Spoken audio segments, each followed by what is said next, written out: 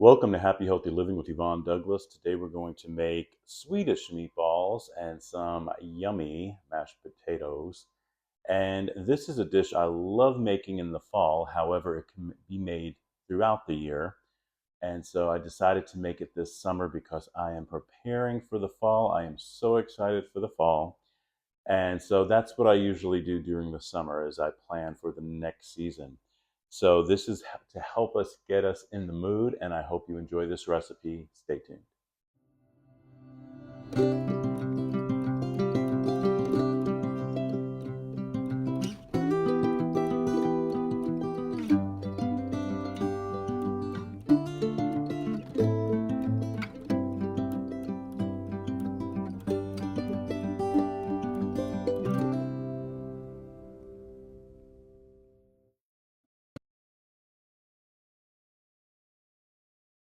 Okay, so what are the ingredients you're going to need for this delicious Swedish meatballs? Well, first of all, I'm using 93% lean, 7% fat on the ground beef.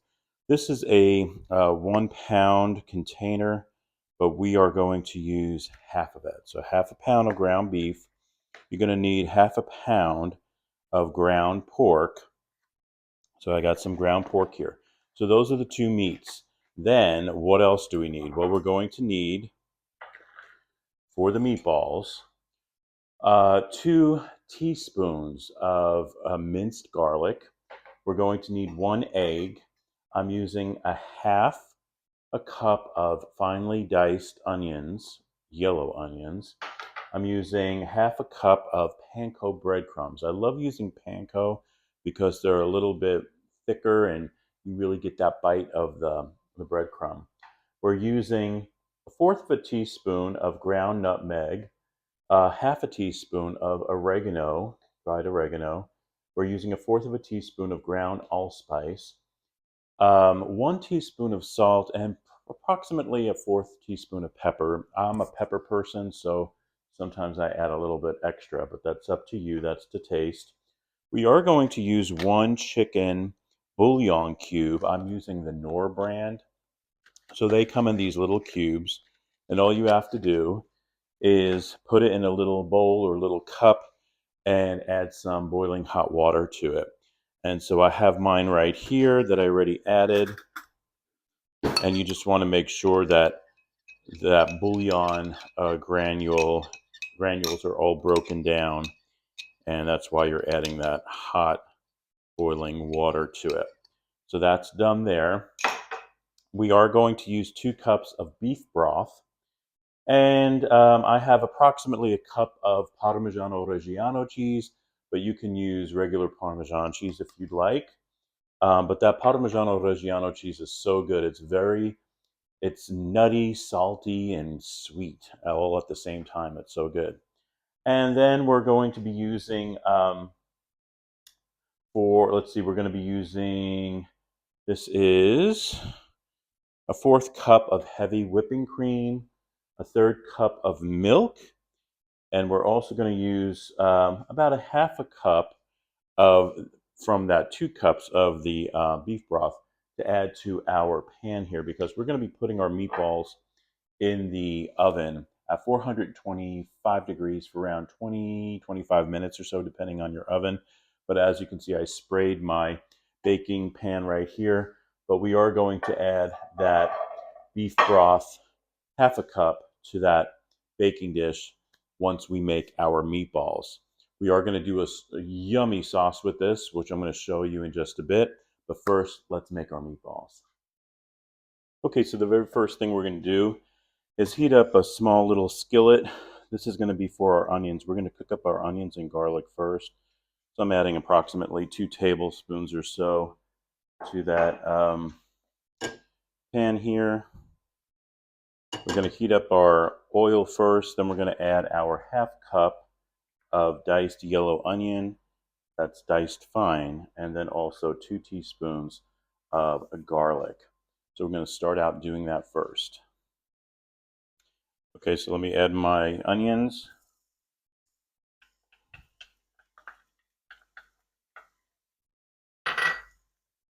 We're going to cook these for approximately 5 minutes. And the last minute or two, we're going to add the garlic. So let's just cook those onions up in the oil. Very easy. Okay, so we have about another minute or two to go. So I'm going to put in my 2 teaspoons of minced garlic.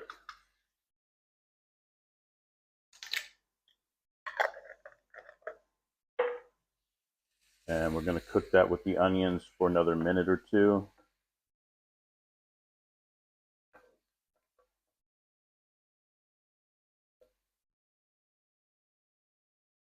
And make sure that you continue to stir it.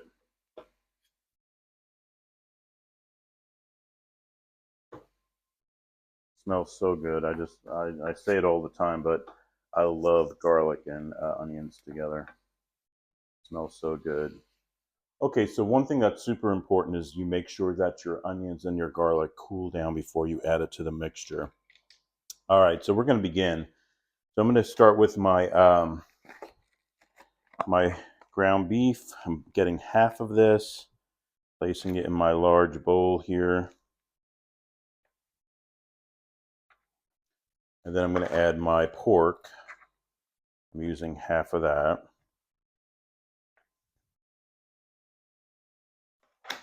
All right, now make sure your hands are always clean. So what I like to do is I like to break up my meat some before I start adding my other ingredients. My oven has preheated to 425 degrees. That's important. All right, I'm going to go wash my hands real quick. Okay, so we're just going to start. So I have my egg here. This is 1 egg that I have beaten with a fork. 1 egg that I have beaten with a fork. I'm going to add that egg. I'm going to add the breadcrumbs, adding the cheese and the breadcrumbs. It's all going to help to combine it. I'm adding my fourth cup of cream, heavy whipping cream, and then my 1/3 cup of milk. And then I'm going to add all my spices. So this is my ground nutmeg. Now, if you think about these spices, they go really good in the fall. We got your nutmeg, we got your allspice, and so a lot of those spices are really great for the fall. But like I said, you can make this any time of the year. Got my oregano. That was 1/2 teaspoon. 1/4 teaspoon of ground allspice. And then my salt and pepper. I kind of just put them together. Remember, that was 1/2 teaspoon of salt and about a 1/4 teaspoon of pepper. You want to add your onions and garlic. And what I like to do is something a little extra. I just coat the top with onion powder, just kind of like sprinkle on top, and then garlic powder. All right, just sprinkle the top a little bit. Then with your hands, you're going to start to mix it.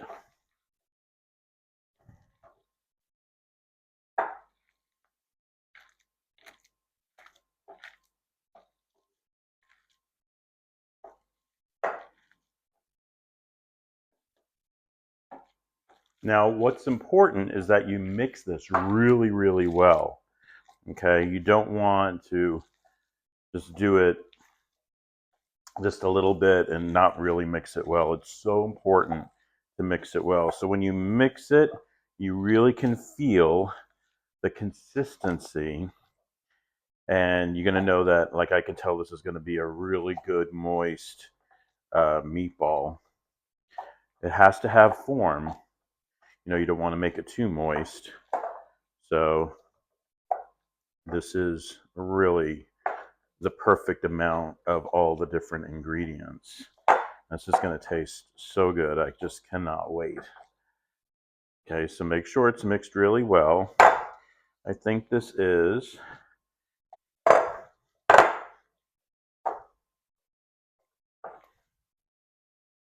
okay. So once it's mixed really well with your hands, you feel funny about using your hands, you could always use a wooden spoon, but I'm telling you, you really get the feel for it with your hands. All right, so once again, I'm going to go wash my hands. Usually when I cook, I'm always washing my hands anyway, so, which is very, very important. Okay, so I'm going to push this stuff off to the side, and I'm going to start to make my meatballs. Now, when you make your meatballs, you want them approximately the same size. So I have this 1.5 diameter scoop. So they're all going to be about the same. So you want to get your scoop and then just form it in your hands, roll it, and make a ball. But before you do that, make sure you spray your baking sheet, and then you're going to add a half cup at the base of beef broth, okay, just so it has some moisture in there. You can see my meatballs, how large they are, and I'm just going to place them in there. So with my scoop, once again, it makes it so easy, and you know that your meatballs are all approximately the same size. So I'm going to continue making my meatballs. I'll show you what they look like before I put them in the oven. I'll show you what they look like when they come out of the oven. And remember to preheat your oven to 425 degrees, and you're going to cook it for around, bake it for around 20 to 25 minutes, depending on your oven, okay? All right, we'll continue making our meatballs. Okay, so I wanted to show you before I put them in the oven what they look like. And remember, it has a little beef broth at the bottom there. We're going to put them in the oven for 20 to 25 minutes. Make sure that they're cooked well, and then we'll take them out. 425 degree oven. Okay, so while the meatballs are in the oven, we're going to get 4 tablespoons of butter, and I'm going to place it in my Dutch oven here. We're going to let that butter melt. Once the butter melts, we're going to add 4 tablespoons of flour to that butter. We're going to make a roux, what's called a roux. That's going to kind of be the thickening agent for our sauce. Over here, I have my potatoes on because we're making mashed potatoes. A couple of things, when I make my mashed potatoes, I usually add a lot of the same ingredients that we find in here. So the butter, we're going to add sour cream, milk, and some of those ingredients are also used not only in the sauce, but also in the meatball itself. So I have this on like a medium flame. We want to melt this butter nicely. You don't want to burn the butter, of course. And so I'm just stirring that. And once that melts, we're going to add our flour. Okay, so I have my flour here. My butter is melted. I'm going to add my flour. And watch what I do. I'm just going to stir that butter using a whisk. And we're going to cook that flour up along with the butter. And that's how we're making our roux.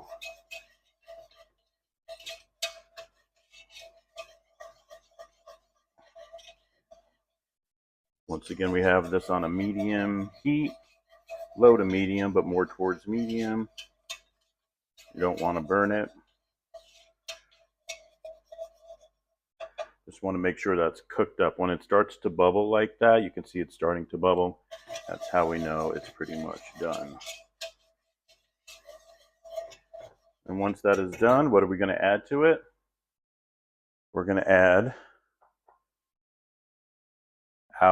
this is our beef broth. And once again, with my whisk, I'm whisking that together.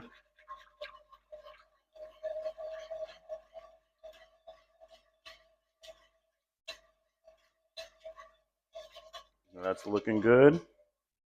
Now we're going to add our chicken broth. That was approximately 1/4 of a cup because we got that cube and we added some boiling hot water so we can melt that cube. We're adding 2 well, we're adding 2 tablespoons of Worcestershire sauce, and I do believe that was 2 tablespoons. That just got out of my hand there, but that's okay. But 2 tablespoons of Worcestershire sauce. And we also have about a teaspoon of Dijon mustard. I'm just eyeballing it here. Add just a little tiny bit of garlic powder, maybe a fourth of a teaspoon, tiny bit of onion, fourth of a teaspoon. And then we're adding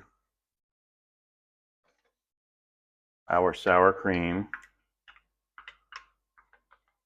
And once again, this is half a cup of sour cream. Once again, using my whisk, stirring that together. Look how nice that sauce is looking. Nice and thick. Nice, perfect. Gonna add just a little bit of salt and pepper. Salt and pepper is really to taste.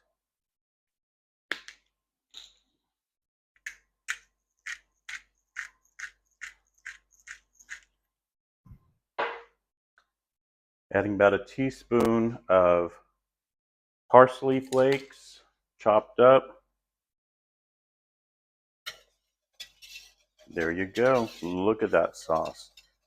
Wow, so delicious. We'll also need some parsley flakes for garnish later on, but you can see starting to bubble a little bit. You don't want to cook it any longer than what it is. Once it starts to bubble a little bit, you can start to lower the heat and just cook it for another couple of minutes, but it's really done right now.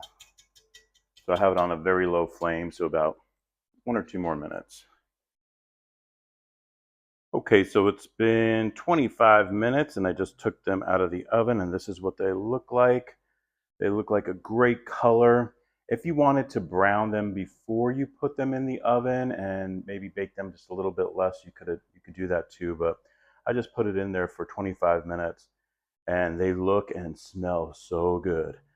So now let's start assembling our delicious meal. Okay, so we're really quickly going to make our mashed potatoes. Now I'm going to be using this old-fashioned masher.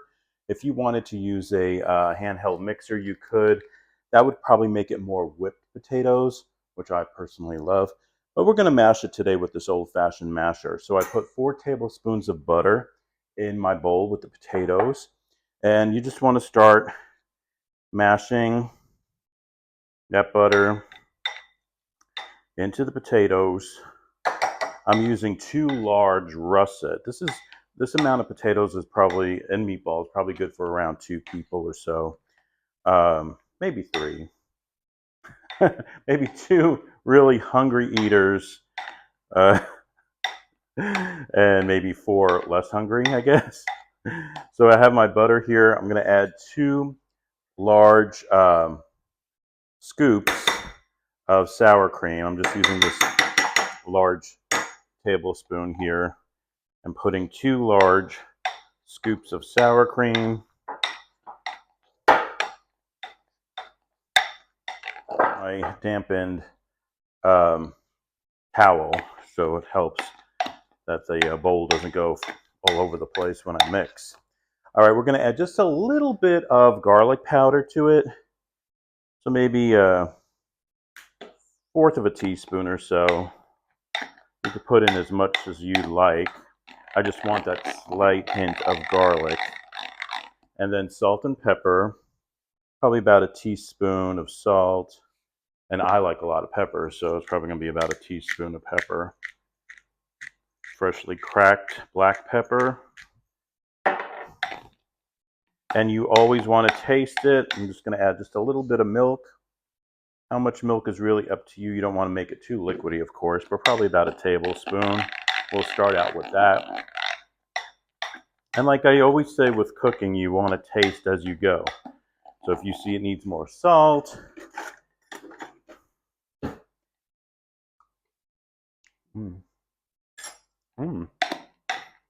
that's good. I think a little bit more salt and pepper.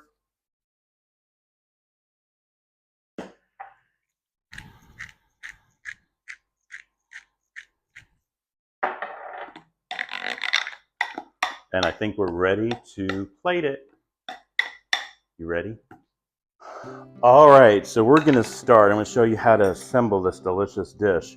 So I'm getting a spoon here. Here, let me take this out. To have a spoon, what you wanna do is cover, or put a nice amount, mashed potatoes at the bottom of this plate here. I'm using kind of like a bowl with a lip, all right? And just spread it out just a little bit, nicely like that. And then we're gonna start to add our meatballs. So when you're doing it per plate, depends on how many. I'm actually gonna put about 5 in here. And I don't know about you, but my mouth, maybe I'll do 6. Because it looks pretty with one in the middle. So that's, yeah, so that's how I have that. And then of course, you want to put your delicious, delectable sauce. So we're going to just sprinkle with some sauce all around on the meatballs, on the potatoes.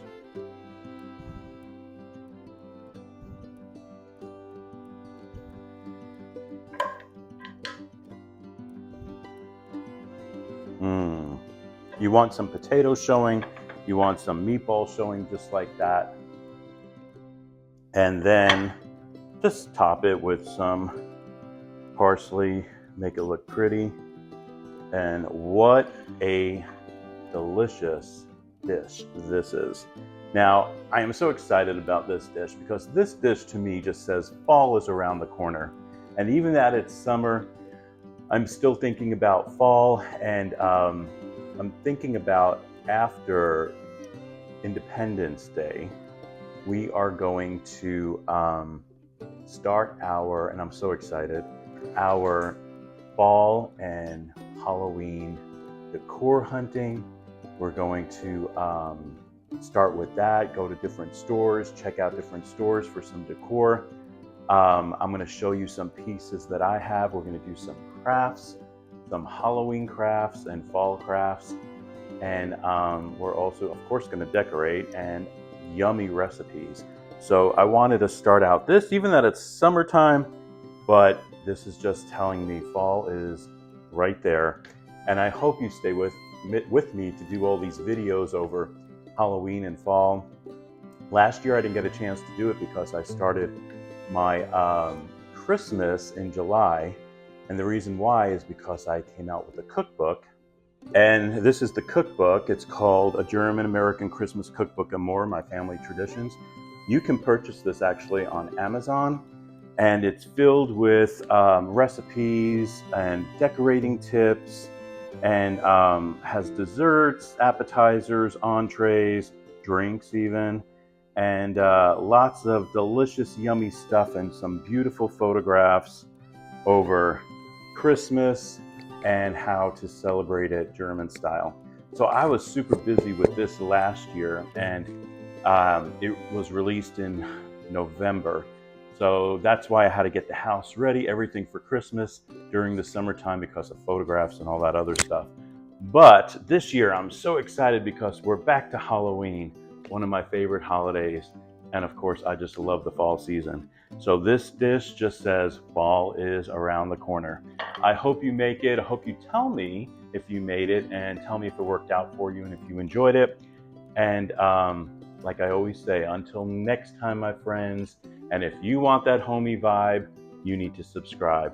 Thank you so much for joining us, and I'm looking forward to our next video, which is in approximately 2 weeks. I'm going to take a little break because I'm going to start to put together our fall Halloween video itinerary, I guess you want to call it. So thank you so much, and until next time, bye-bye.